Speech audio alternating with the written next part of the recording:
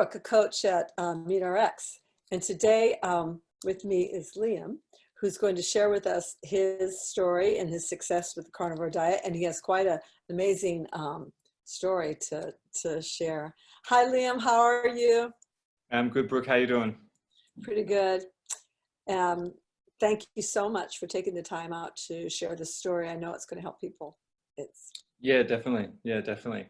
So should I just kick it off right? I'll go after, because you heard my story before. I'll talk after the tinnitus thing. Maybe I'll sort of touch over that and then we can well. go. Well, let me just ask you. What were Okay. things like for you? hmm Before you ever ate carnivore. Okay, What, so, what brought you? What brought you to the carnivore diet? okay, what really brought me to it was trying to be as healthy as I possibly could. So in the past, I'd been really sick, like, really, really incredibly sick. Like I'm talking like crapping my pants every day in high school until I was 17. Like that was me. I was not a popular kid. I didn't have a girlfriend or anything like that, believe me, at that age. And so, I fixed that through nutrition.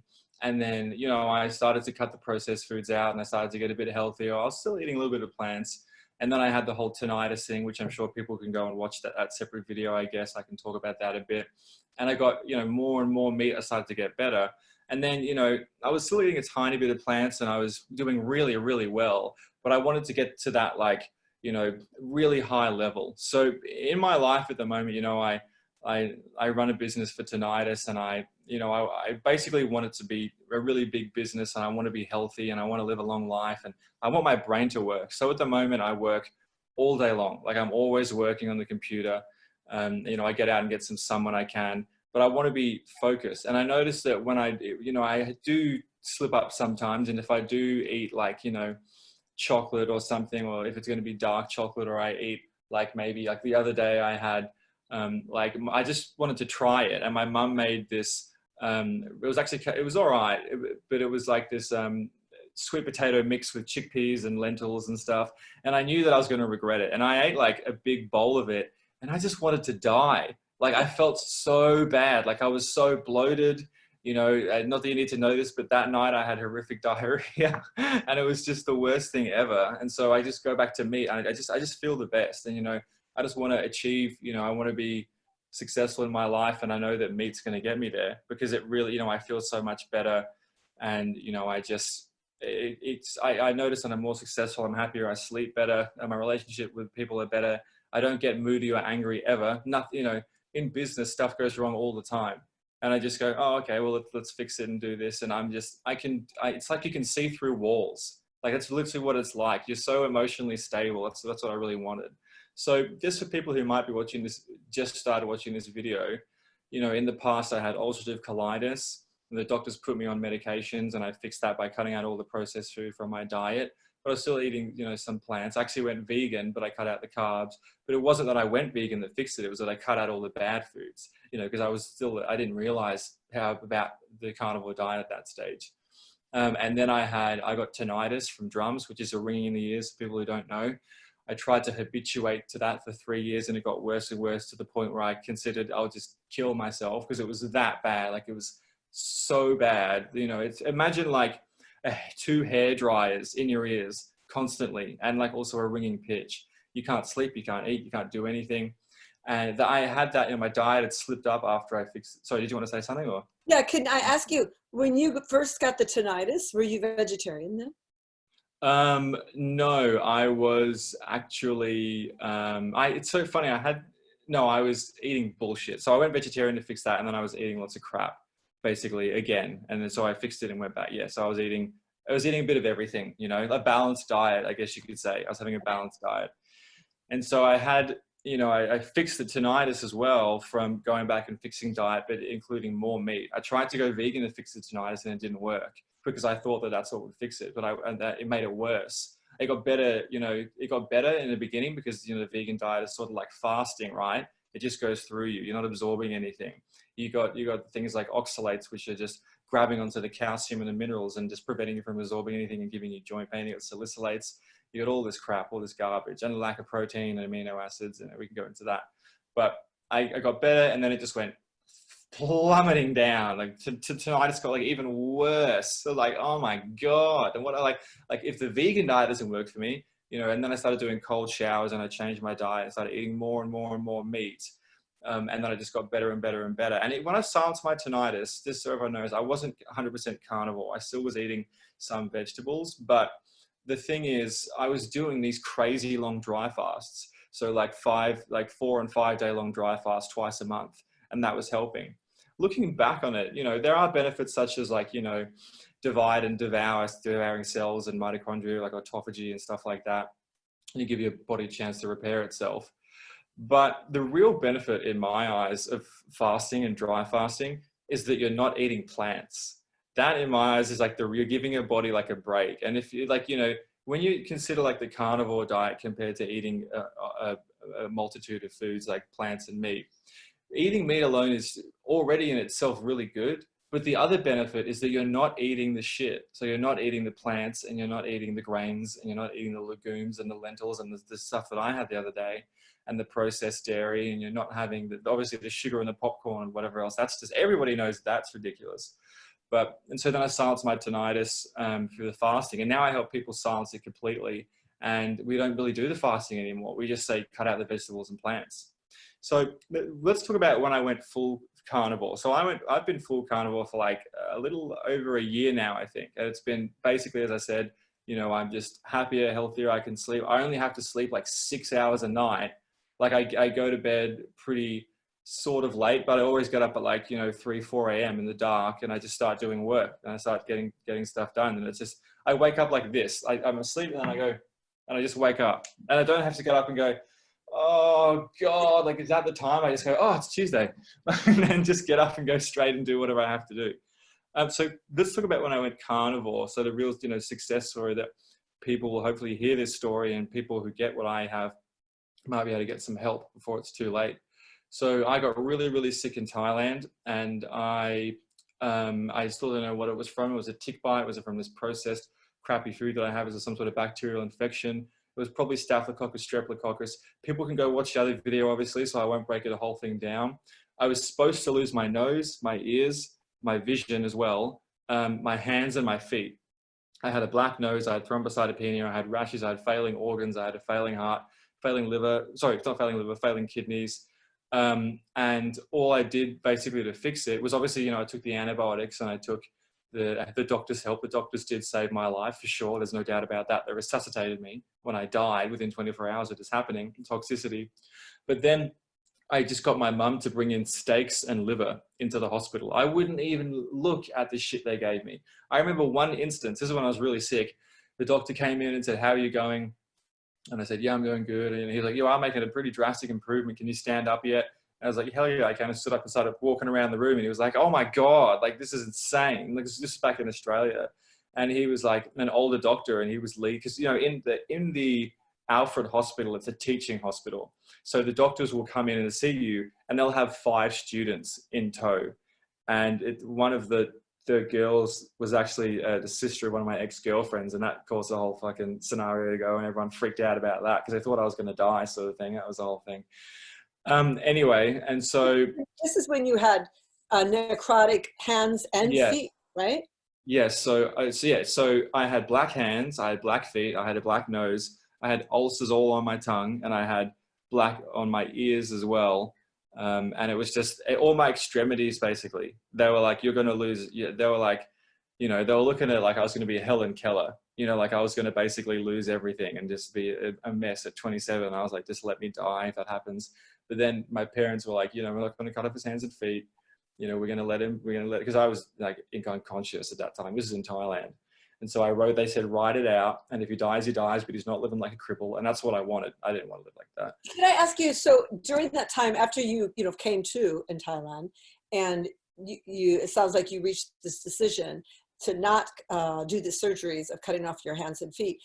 During that time, were you sure that you would be able to save yourself with that? Yeah, that's just, sorry.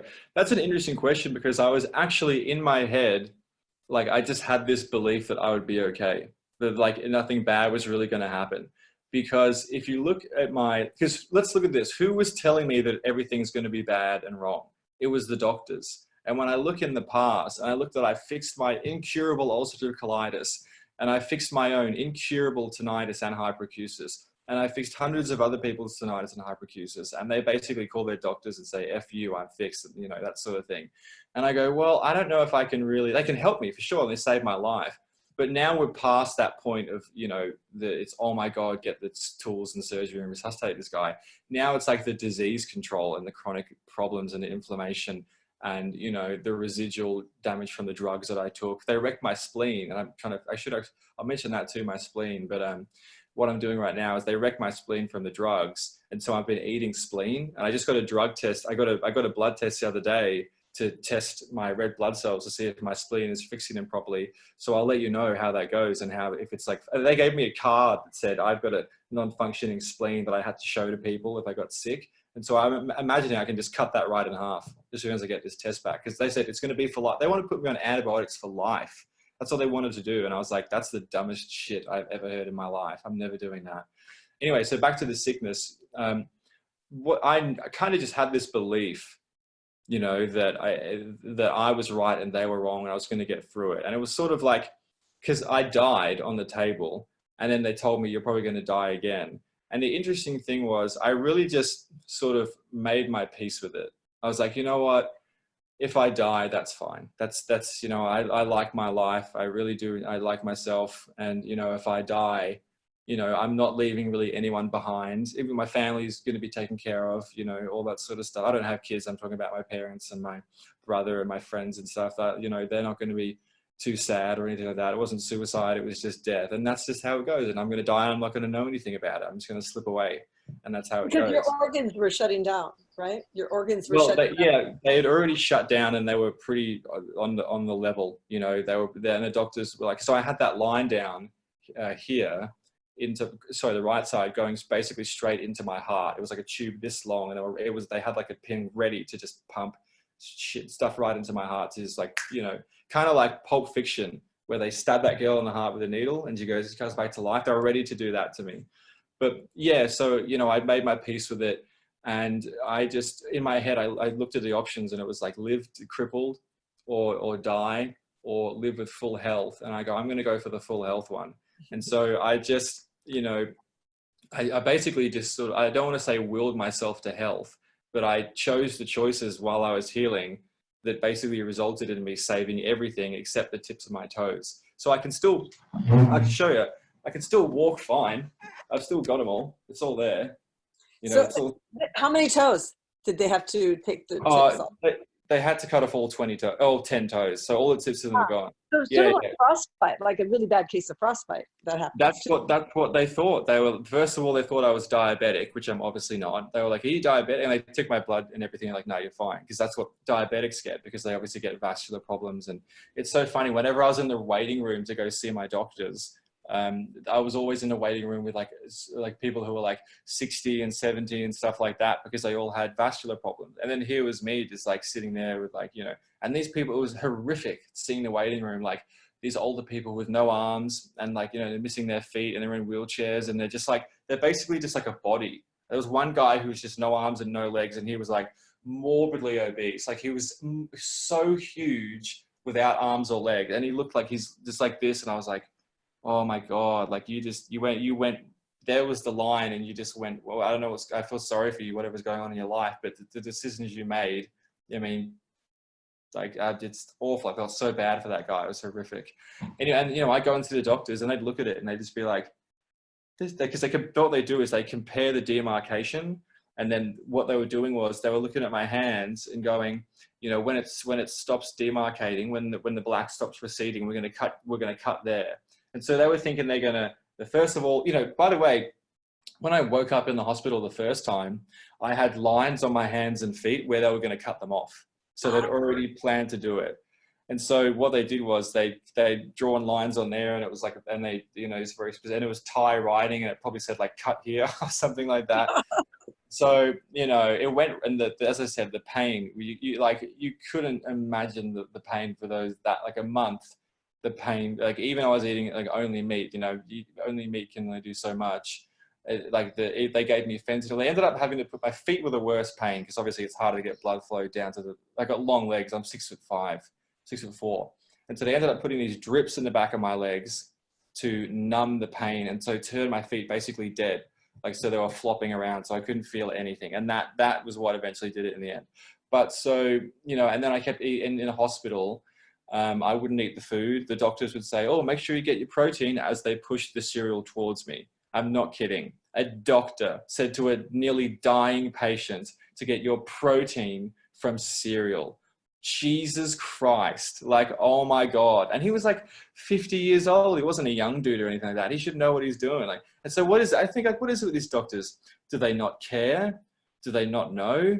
I think they're hoodwinked like we all are. Yeah.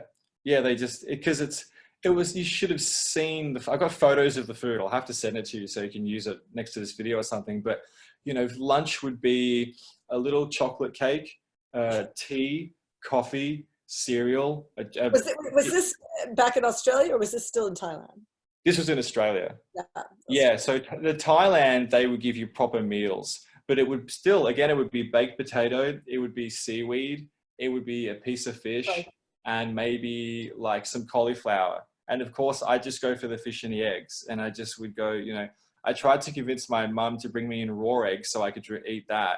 And she was like, because I got sick from food, she was like, not a fucking chance am I giving you raw. I was like, all right, fine, just give me the cooked egg sort of thing. So she would go out to the markets and bring me meat and rice, and I would just eat the meat like that. And I have to ask, so slowly the necrotizing tissue is starting to like recede, right?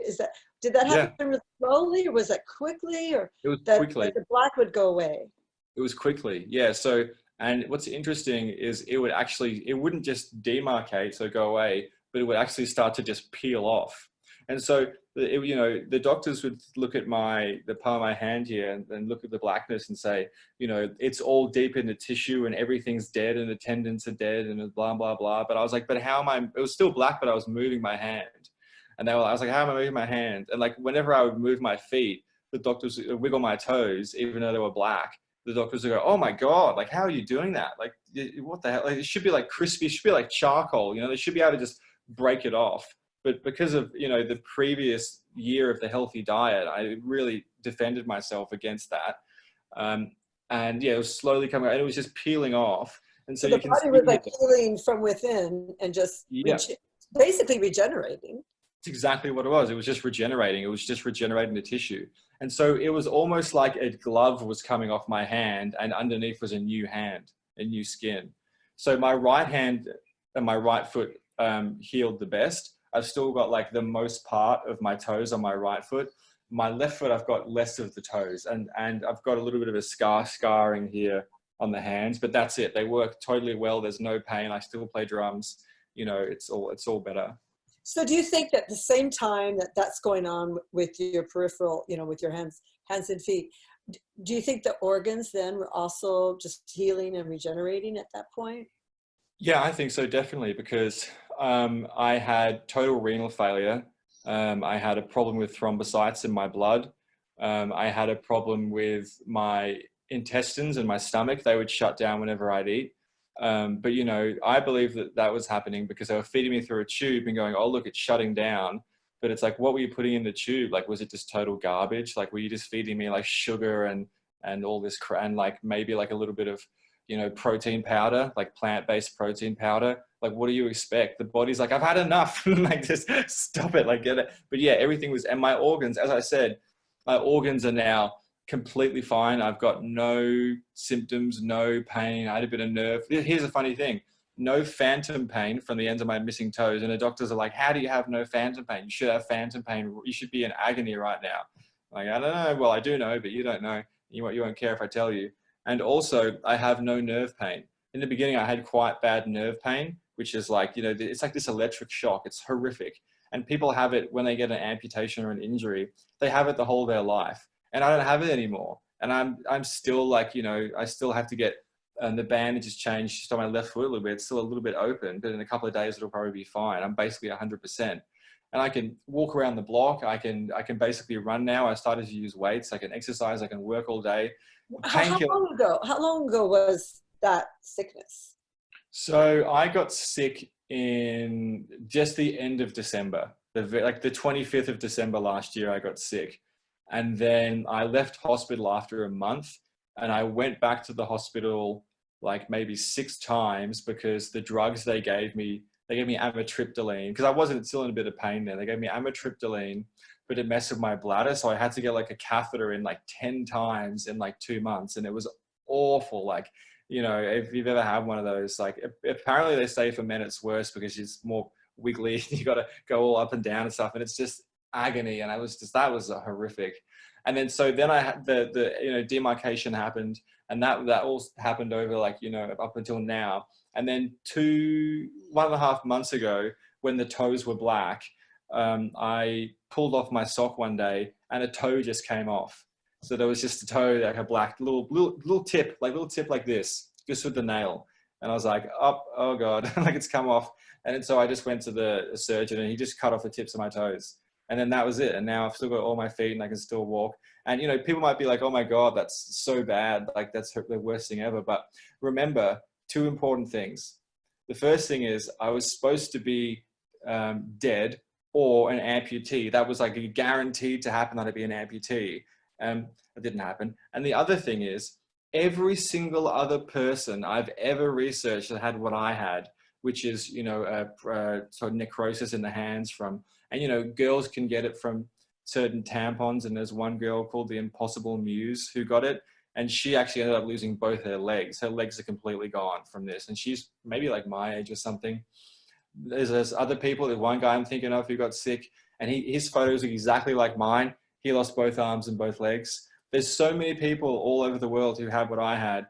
And I can pretty much, you know, I can't say for certain because I don't know everyone has ever had it ever. But, you know, nobody healed as well as I did, because they're all like dead, and this is all ages and all genders and all pre-existing conditions. You can look this stuff up. They're all dead, or they all are missing their hands and feet, and they have to have these claws and dress themselves with these claws, and like they can't move or anything like that. And I just lost the tips of my toes, and they took years to heal. They had to go through years of pain and therapy, and they have like, in the articles you read, it's like they take all these nerve pain medications, and now they're hooked on benzodiazepines, and they're so depressed and blah, blah, blah. And I'm just a dude eating steak in a hospital, and I made it through, like, I just screamed through it. Like it was just like, it was horrible and it was painful. And like, I would never want anyone to go through that ever, but it's just like, and it's over. Like I just stuck with the meat before, went to meat after, and now it's best possible. One of the best possible outcome would be I save my toes, but that's okay. I just lost the tips of them. I can still walk fine. I can still run, exercise, jump, balance is fine. It's fine. It's just amazing what the body can do if it's just given the right nutrients. Yeah, exactly.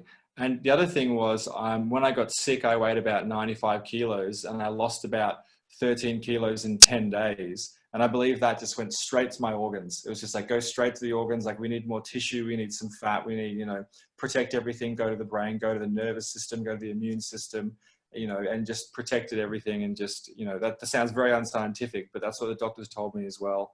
And they're like, you're lucky, because I lost a lot of muscle. Like I was a pretty big guy. Like, you know, I wasn't Sean Baker's size, but I was pretty big.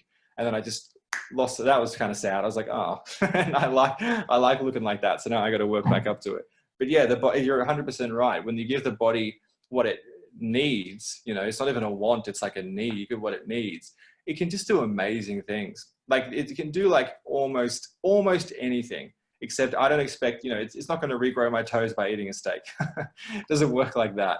But yeah, No, but it's amazing that you don't have that nerve damage or the nerve pain. Oh yeah, I've got nothing. I've got, yeah. I take Panadol for painkillers now. That's it. I take Panadol Osteo, and I've got my counter is like Endone and all this crazy stuff. And I just know that it's so addictive and it's so bad for you that I don't need it. So I just have it in the corner.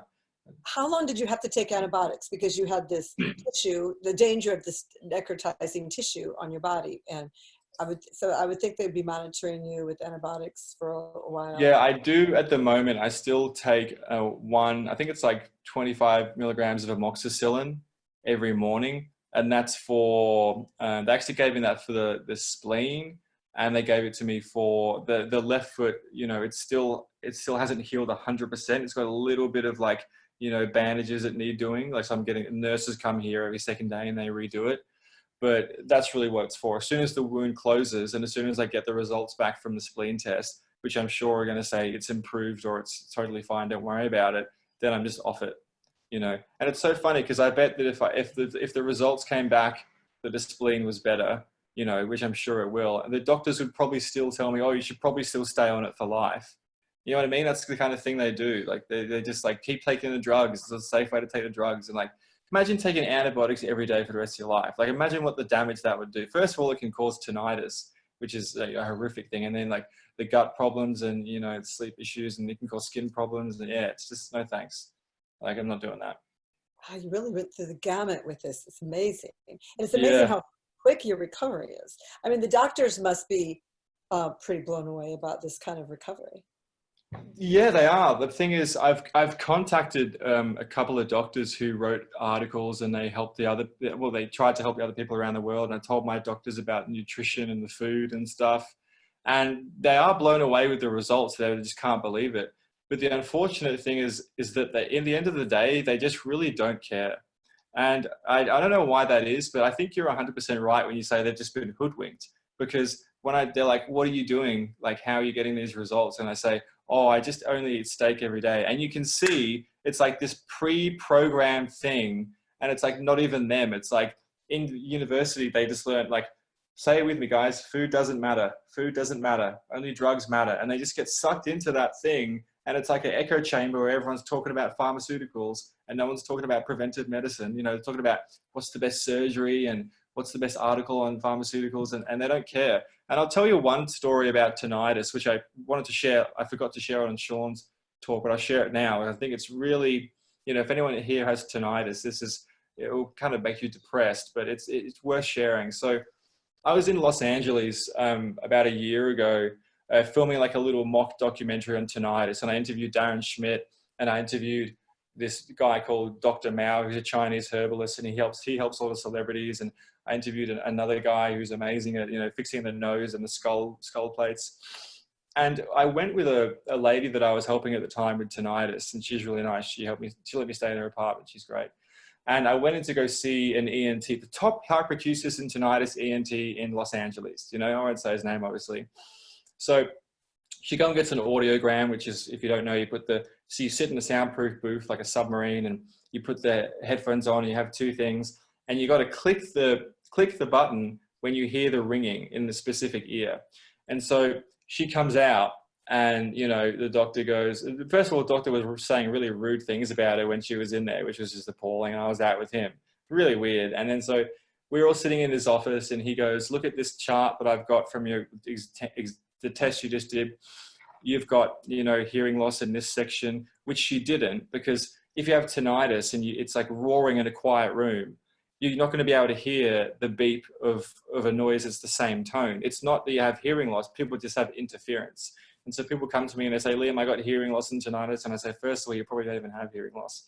Anyway, so we're sitting in his office, and he tries to sell her on this $6,000 bullshit tinnitus retraining therapy course, which is such a scam. Like it's like only 50% of people have a 50% chance of getting like a 25% reduction. So that's like you know, out of 100 people, like 7 people get like a little bit of help, and it costs $6,000, and it takes like 3 years. So it's such a scam. And you got to also pay for appointments on top of that. And she was like, oh, okay. Like, so I could see her freaking out, like, oh my God, this is horrible. And then she goes and introduces me, and she goes, okay, so this is Liam, and he fixed his diet. He fixed his tinnitus from diet. And then I just go, hey man, yeah, hey, obviously we introduced, and I was like, yeah, so, you know, my name's Liam, and I fixed it with fasting and nutrition. And, you know, I just cut out all the bad foods and stopped using headphones. And, you know, I think diet helps a lot of people, and it really helped me. And I think it'll help her as well. And he goes, huh. Yeah. So anyway, about this, he just starts selling her on the course again. Like, I'm so sick of people telling me that, like, you know, not all doctors are bad, but like most of them, either they don't know about like real health, or they just don't give a shit. Like I've met so many ENTs. The ENT that I told me my tinnitus was for life, he answered a FaceTime during our consultation, and his friends were like, yeah, come out and party. And he was like, oh, I can't right now. I got a patient. I'll talk to you later. I was like, Jesus Christ. Like, you just told me I have this horrible condition for life, and you just obviously don't care. You just don't care. You just want to get the money, and it's like, get out. Tinnitus, oh, that's for life. You can't fix it, you know? It's like, they get programmed, you know, this information comes in here, and so this comes out here. It's like, that's it. Like, all you have to do is recycle, go and do your job. That's what they get taught. Well, it's pretty amazing, because when you think about it, because tonight, you know, a lot of people who think about tinnitus as that there's an injury in the eardrum, which is maybe causing this interference or something. And I don't know exactly what tinnitus is, and how the body, and I'm really curious of the pathway of how the body would repair, I guess, repair the membrane, and so it's smooth again, so you wouldn't have tinnitus. How do you think that works? Okay, so I can talk a little bit about my theory of what really tinnitus is. So the prevailing theory of what tinnitus is like this. So I'll just break down the ear for you. So you got the outer ear, which is what you can see here. And then you have, it goes down the eardrum into the tympanic membrane, which is the eardrum. And then that eardrum pushes against three little bones, the malleus, incus, and stapes. And they amplify the noise you hear outside by about 20 to 30%, depending on what's going on. Really quiet environment, it'll bring it up. Really loud environment, it'll bring it right down to protect your ear. The ear is amazing. So the stapes, the third and final bone, pushes against the cochlea, which is like a snail sort of thing with multiple chambers, and it's full of endolymph, and it's also full of stereocilia. And stereocilia are basically hair cells. So this is really cool. What happens is, as I'm talking to you right now, you know, you get speakers and vibration, and it's actually energies coming out of your computer and hitting your ears and going down your ears, causing a vibration. The bones are wobbling and amplifying it and hitting the cochlea. Now, the cochlea is full of stereocilia. Imagine seaweed. So it's full of endolymph, and it's full of potassium and sodium and calcium, and it's got endolymph liquid. And as it vibrates, the seaweed moves, kind of like the ocean comes in and out, and that causes an electronic reaction with the potassium ions, and it goes down to a neurotransmitter, goes through the vestibular cochlear nerve into the brain, and you process it as noise. So along that pathway, it gets changed from vibration into electricity. So, you know, in order to do that, so you got the stereocilia here, and then you can imagine I've kind of cut it off there, and then there's the cell here with the nucleus and the endoplasmic reticulum and everything else is in the cell. And then you've got the neurotransmitter here. This is where I believe the problem lies. I believe if you have a problem with creating adenosine triphosphate chemical energy, there's ATP receptors in the stereocilia that help them function, especially when you're a young child.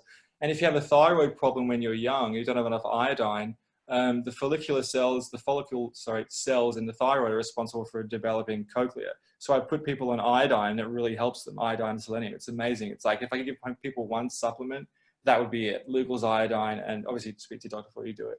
But if you don't have enough power to process noise, you know, your ear is always on. So if you know how there's like a water bottle next to you right now, if you went and tried to pick that up, you'd be exerting energy. You know what I mean? It requires energy to do that. You have a choice. But when it comes to hearing, you don't have a choice. It's always on. It's always working. It's sort of like your autonomic nervous system. Your heart is always pumping. It's always going. So as I said, I believe that the problem lies with it doesn't lie with the hair cells. It's very hard to break a hair cell. A doctor will, you know, discern and infer from the fact that you have tinnitus, so you have broken hair cells. But they don't test it or do anything to test it. They just go, you probably have broken hair cells. And it's a crock of shit. Like, it's so ridiculous. Like, hair cells are incredibly strong. You can go online right now and you can go and see someone get a hair cell with a special microscope and just start flicking it with a rod, just like this hard, just flicking it, and it goes back and it bends and it backs. Now, to me, that seems like it's a lot more powerful than the flow of water. It's just, you know, and especially since the ear can reduce, the little bones can reduce the volume and protect you as well. So I think the problem lies not with broken hair cells. I don't think that's happening with basically, and I'm saying that because I don't think hair cells can be repaired. I don't think you can regrow them if they were to break. But so many people get told they have broken hair cells, they follow my advice, and then they get rid of tinnitus. So what is it? So you're saying that the problem happens with the energy metabolism? That's of that. exactly right. Yeah. Yeah. So Yeah. Yeah. it's almost like another metabolic problem. And it is a metabolic problem, because there's a great interview with ENT called Dr. Kessler, and he talks about the fact that he has, he's like, it's so crazy, like I get these people who come in and they have tinnitus, and almost always they're pre-diabetic or they have diabetes or something, and it's just like they fix that, and it's a problem with creating the adenosine triphosphate. And there's obviously a lot of things that go into that I'm still learning about myself. Obviously, I'm not an expert on even mitochondria or stereocilia at all, but it is an energy problem. It's a fact that you can't make enough energy. You're getting too much. I should probably turn this off. Blue light. You're getting too much Wi-Fi. Electromagnetic fields. As they interlock, you create heat. And the mitochondria it uses sulfur. So if you have oxalates, you have a sulfur problem, obviously, and you can't get the electrons in from the sun. And electrons are used obviously to power and help the mitochondria, electron chain transfer across the two membranes and create adenosine triphosphate. So the stereocilia can use it to use a huge amount of energy to help the potassium ions travel from the endolymph down the stereocilia into the neurotransmitter through the vestibular cochlear nerve into the brain. And if there's a problem with any of that process, then, bam, you got tinnitus, you got a hearing problem, you've got hyperacusis, which is noise sensitivity, or you've got pulsatile tinnitus, which is a problem in the ear, or you have vertigo or Meniere's disease, which is a balance problem. That can be, if you have hearing loss in one ear and not the other, that can cause a balance problem.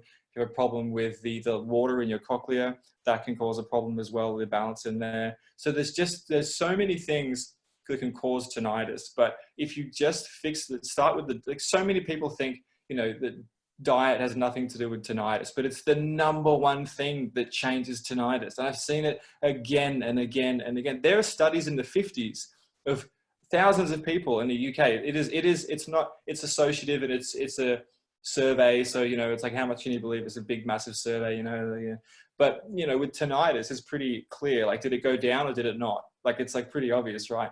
And they got like 2,000 people to cut out coffee and carbohydrates and eat more fat. And they got other people to eat more carbohydrates, and it just went like this. And the people who eat more meat, the tinnitus went down, and they were doing things like cutting out coffee and exercising. And the people who lived ate whatever they wanted, basically, it went up. So, it just goes to show that it's a metabolic problem, exactly. And it's an ATP problem. That's what I believe anyway. And also, I mean, it's allowing or the body to heal itself at whatever juncture it needs to be healing. For instance, I had a friend who had severe tinnitus, and he had worked in a really large printing company for decades, where they're huge printing machines, and it's just a constant vibration. So of course, that injury could lead to tinnitus, but so it can lead to an injury. But if the body had a chance, this is what I'm guessing, if the body had a chance to recover from all the different ways it can recover, because not everybody in that place had tinnitus. Not everybody in the factory had tinnitus. Just some people did. Yeah, exactly. And recovery and getting away from electronics and getting away from loud noises and giving your body a break is so important. And the other thing, which is kind of, it's a little bit unfortunate for some people, is, they live in this apartment high, and I'm, talking about Wi-Fi here, it's a bit different but meat is still important. But, people live in these high-rise buildings, and they're just getting hammered with smart meters, and they're getting hammered with, Wi-Fi. And what's happening is it's actually heating up it's dehydrating their brain.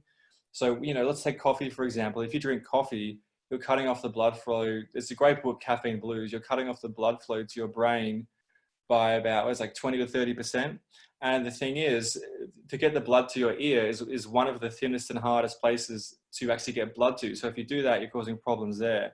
And if you dehydrate your brain with coffee and carbohydrates as well, carbohydrates dehydrate your brain, what you're doing is you're ruining the brain's capacity for conductivity and neurotransmitters and electricity. So if you dry something out, it shrinks and it no longer can conduct energy. It's like if you try to if you have a swimming pool and I've got my finger in one end and you drop a toaster in the other end, I'm probably going to feel it. I'm going to get a serious shock.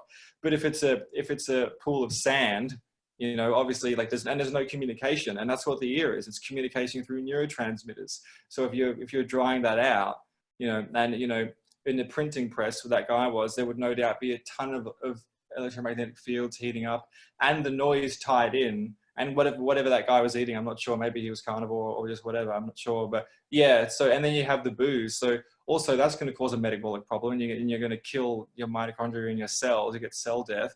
And then if you think about when a cell dies, is if it's not neutralized, it'll go along and strip electrons from other cells, which is really, and that's what really inflammation it fundamentally is. And I think that's really interesting. As far as I know.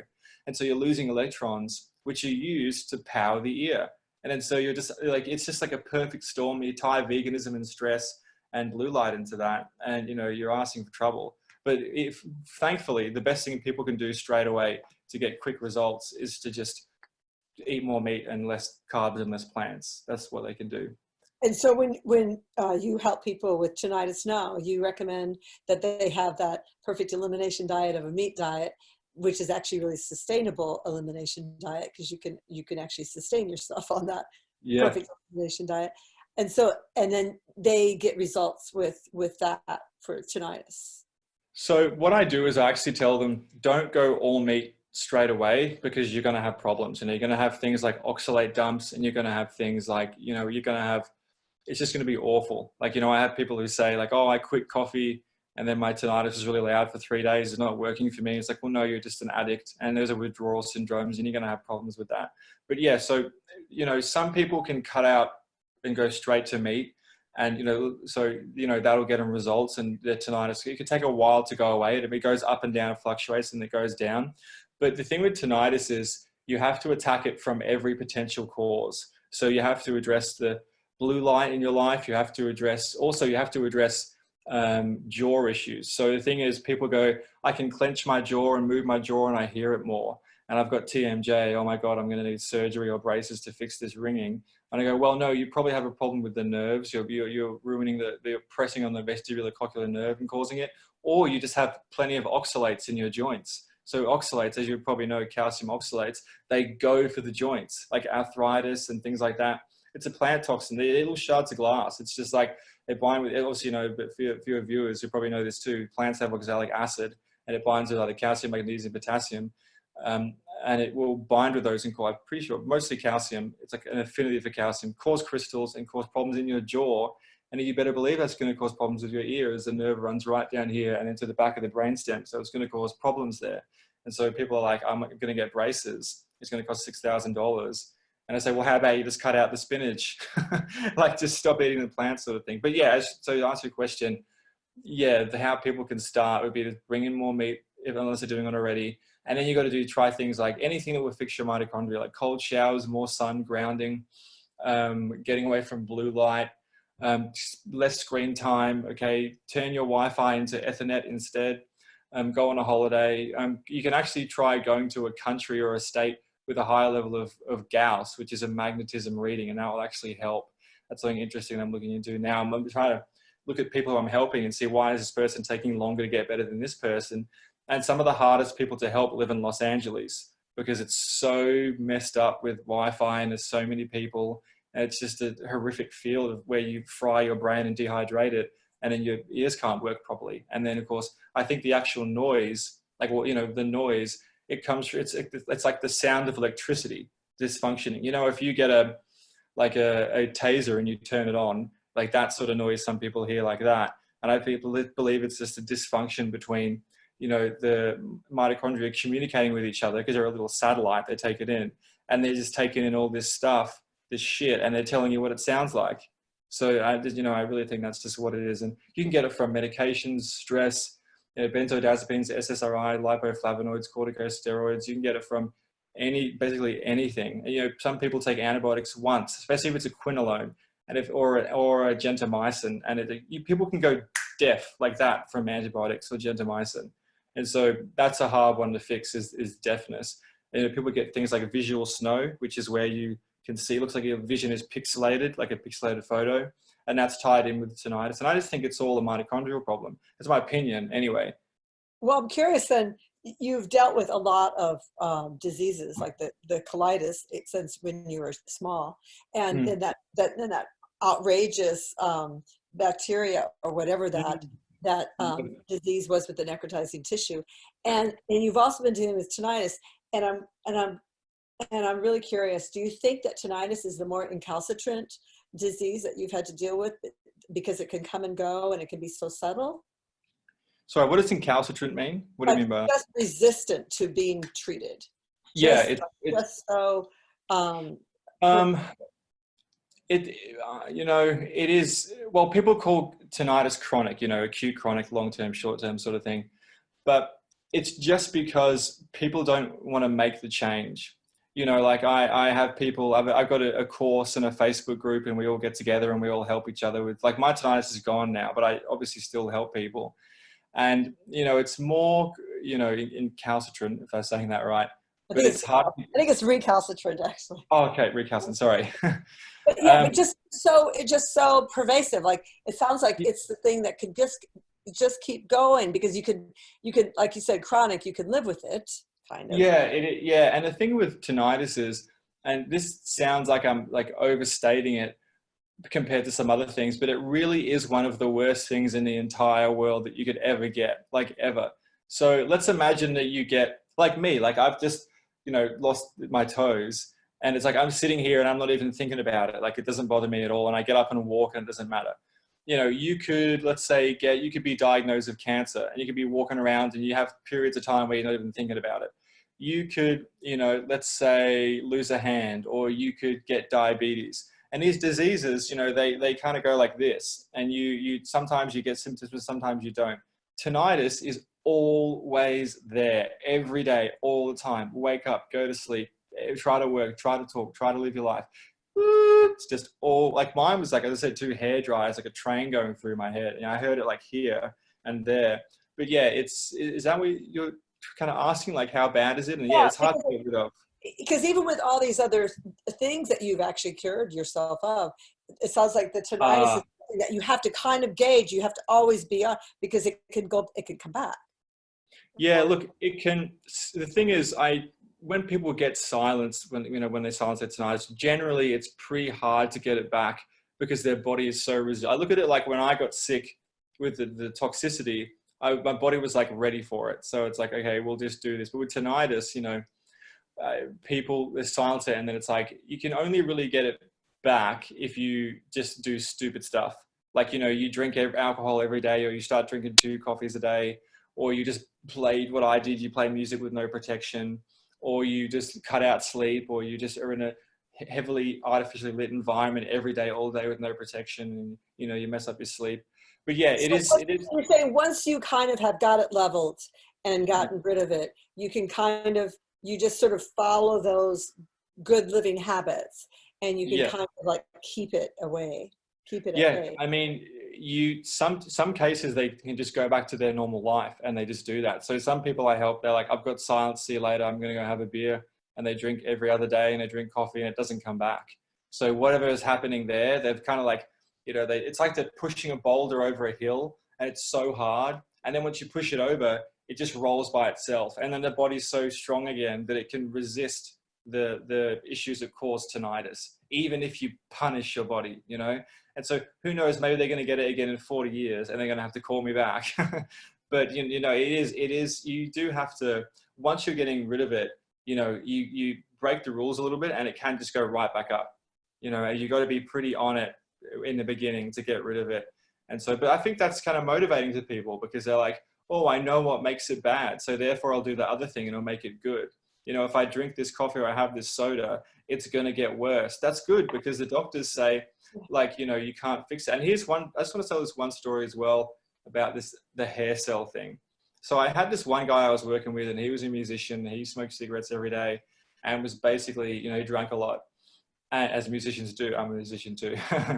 And so he was filling up a tire one day at a petrol station, and it was a spare tire, or on his car, I think, pumping it full of air with the gun, and he was facing one way, and the tire exploded, like bang, like, you know, an exploding tire, like a gunshot.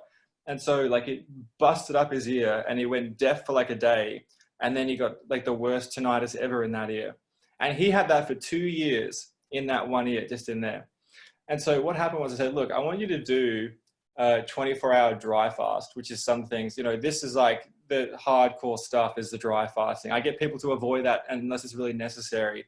But his case was so severe, and I said, just do it, dude. Like, speak to your doctor and then just do it. And he was about 35.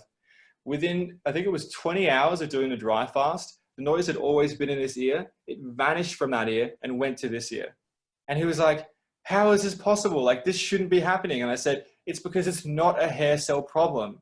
It's not a broken hair cell problem. It's a mitochondrial problem. It's an inflammatory brain problem. And you got to remember, your brain is just processing. Your ears aren't giving you the noise. It's your brain. So whatever's happening in your ears, you know, it can change. And that's what I tell people. They start following my advice and they get what we call fluctuations. It'll go up, it'll go down, it'll change ears. It'll change from a ringing to a hissing. You'll hear a new sound. It'll sound like you've got a microphone here and it's going like, woo, woo. And it'll sound, you know, it sounds different because you're making progress. And they get scared a little bit. And then they keep going and it goes down, it goes down, it goes up, it goes down, up, down, up, down, up, down. And then one day you wake up and it's completely gone. And most people cry when it's gone because it's such a relief. I cried a lot like a baby when it was gone. And so it's just like everyone is like, I get a message, it's like, I did it, I cried. I'm like, yes. It's so funny. Yeah, it's hard to get rid of though. It takes, I won't lie, you know, everybody wants the secret cure and everything and like, what's the pill and the supplement? But you basically have to fix, you know, the mitochondria is a separate animal. It's got its own DNA. You got to work with that guy. It's like your teammate, you know, it's symbiotic. So give it what it wants and it'll give you anything in return. That's how I think about it. That's great. I like that line. That's all we have to do is give it what it wants. Give it what it needs. Give it what it needs. Yeah, that's a better line actually, because it needs certain things, you know, it needs charge, it needs power, it needs so many things, but yeah. So where are you online? So people who are wrestling with tinnitus can find you. Are you on your Instagram handle? What's your Instagram handle? Okay, yeah. So my Instagram handle is Liam_stops_tinnitus. And that's basically just full of testimonials, and you'll see the videos and you'll see, I had a lady recently who, you know, she saw her doctor, she spent like $6,000 and she's like 43 years old. And she spent $6,000 over a year and a half trying to fix her tinnitus. And she followed my advice and she totally silenced it in 3 days. It's completely gone out. And you can hear her story. She sent me audio. If you want to go to my YouTube channel, that's also Liam Stops Tinnitus on YouTube. You can just look for my face. And if you want to see me talk on a webinar, what you can do is you can go under the videos, click the link and sign up. It's like a similar thing we're doing now. And you can watch me talk and you can, you know, apply the stuff. I just want to tell people though, when you're trying to fix tinnitus, it can take a while, and don't rush in and do like a 5-day dry fast because you'll fuck yourself up basically. You don't want to do that. You know, you want to take it slow, do other things, do everything else and use dry fasting as a last resort. But yeah, Liam Stops Tinnitus on Instagram and YouTube. That's how you can find me. So Liam, I wanted to also ask you, I didn't get to ask you. So what do you eat right now? What would be your typical diet day to day? So right now, literally, I just eat, I've got spleen tablets. So I take spleen, I eat steak, I eat eggs, and then maybe once a week I'll have some seafood. That's it. I just eat steak, organs, and seafood. That's really all. And I have, you know, I have bottled water, so I don't have tap water. That's just my personal preference. I have Fiji water. I want to get a Kangen filter. But that's it. That's all I eat right now. I don't have any carbs. You don't drink any coffee? No. If I did, I'll tell you what, I did have one. I tried a decaf coffee about a week ago, and I'm still recovering from it. Like, I just feel awful. Like, you know, when you eat so pure and so clean, so, you know, some people like coffee, some people are fine with it, whatever. But for me, it's a no-go. And for people with tinnitus, it's definitely something to avoid. So even decaf coffee? Because it's still caffeinated. So decaf just means that there's less caffeine, but there's still plenty of caffeine in decaf coffee. Like, people don't realize that, but it's still got it in it. Even, you know, it's still there. But yeah, I don't drink. And some people say, what if I have decaf long black? And I'm just like, well, what if you have tinnitus for life? Like, just get rid of it. Like, slowly come off of it. You know, do one thing at a time. Kick out the vegetables for a month, and then kick out the coffee for a month, and then stop the alcohol for a month. And then we can talk about, most people who have tinnitus are actually on some sort of antidepressant like Ativan or Xanax or Zoloft, or, you know, and, you know, you're messing with your neurotransmitters when you take that stuff. And, you know, your ear uses a neurotransmitter. Stop taking it, you know, because they're the antidepressants, they're either excitatory or inhibitory. So you're messing with so many different things collaterally with that. So, you know, but yeah, so what I eat in the day, I eat just it's cow, bacon, pig, fish. And no Um, dairy. Did you mention dairy at all? No. so I'm not a big dairy fan personally, so I don't take dairy. You know, I have tried raw dairy in Thailand and I liked it, but over here it's all pasteurized and it's all rubbish. But I just want to say this about dairy to people with tinnitus, and that is that reducing dairy is one of the best things you could do for your tinnitus, because it's a congestant. And I've just had so many people come to me and say, you know, Liam, I thought you were a scam, or I thought you were BS, because I'm just some dude on the internet and I swear a lot in my videos, and I bag vegans a lot. So they're just like, who does this guy think he is? He's a bloody kid. And so you know, I say cut out dairy. It's like the easiest thing to cut out, right? Dairy, cream, cheese, all that sort of stuff. And some people go great on it, and that's fantastic. But for tinnitus, it's often a problem. So people cut out nothing else except dairy, and they're like, my 6-year tinnitus is gone. Like, what the hell's going on? It's completely gone. So, and they're having raw dairy too. So it's not just the pasteurization. And so I just say, you know, people just give it a go with dairy. I don't drink dairy. And I would say to people with tinnitus, just give it a go. Just cut it out. Yeah, just sort of underscores how everyone is a little slightly different in how they have to manage that diet, Oh, the carnivore diet, how they have to manage it. absolutely. I mean, you know, I get people who take my course to do an allergy test, because some people might have allergies to beef, or to, you know, they might have a allergy to some sort of seafood. And yeah, you're totally right. Like, some people will follow my advice for 6 months and their tinnitus will go down by like 50%, which is like kind of slow for what I'm used to experiencing. And some people will follow it for like a week and their tinnitus will completely go away, and they're like, thanks. And then so I'm like, what is it? I try to find common threads. It's not age, it's not gender, it's not causation, it's not how long you've had it for. I can't find anything that like, people say, Liam, here's my story. How long will it take for my tinnitus to go away? And I'm like, apply my advice and you tell me. Like, you tell me how long it took. Like, because everyone's different. I wish I could give you a daily step-by-step thing, but unfortunately, I mean, nothing in the world works like that, does it? Why would this work like that? You know? But at least you're giving them to the right direction. And then Absolutely, absolutely. yeah, Yeah, yeah, I give them all the different variables, and I say, start messing around with this. yeah. You know, there are obvious things like get rid of the plants and get rid of the coffee. And, oh well, you know, coffee might not be so obvious to some people, but get rid of the processed foods. You know, go to bed at a decent time, exercise, get some sun, and you know, those things I said just there are like the hardest ones to do, because going to bed early can be boring for people. And getting some sun, some people might not have a sunny country, or they want to stay inside, or they got to work inside. You know, so I made a video the other day, and it was beating tinnitus is common sense on my channel, and it just goes into all that, how you got to get the body back in a cyclical rhythm, so the astrocytes can control the electricity of the body and tell everything how to heal and charge things up. Because, you know, the brain and the heart are the biggest condensed clusters of mitochondria in the whole body. And, you know, that's where we're seeing a lot of the neurological problems today. And problems today is heart disease and brain problems, because people are absolutely effing up their mitochondria, which is like, you know, they want to work with us. We single cell organism took in the mitochondria and developed into, you know, different species. And here we are. And we're basically telling the mitochondria to take a hike. And that's not good. You know, it's like, we need to work with it. Yeah. Very good. Hey, just one more question. Sure. Do you involve yourself with MeatRx? No, I'm not involved really with meat. I just follow Sean Baker, and, you know, I watch the videos, but not involved per se, except for this. Yeah, well, it was good to see Yeah. you on that MeatRx meeting this Yeah. today. Cool.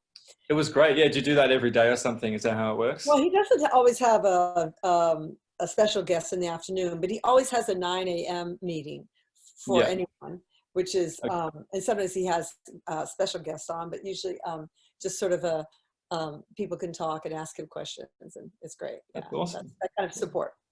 Yeah. I'll have to get involved in that somehow, whatever I can do. That sounds cool. Yeah, check in once in a while.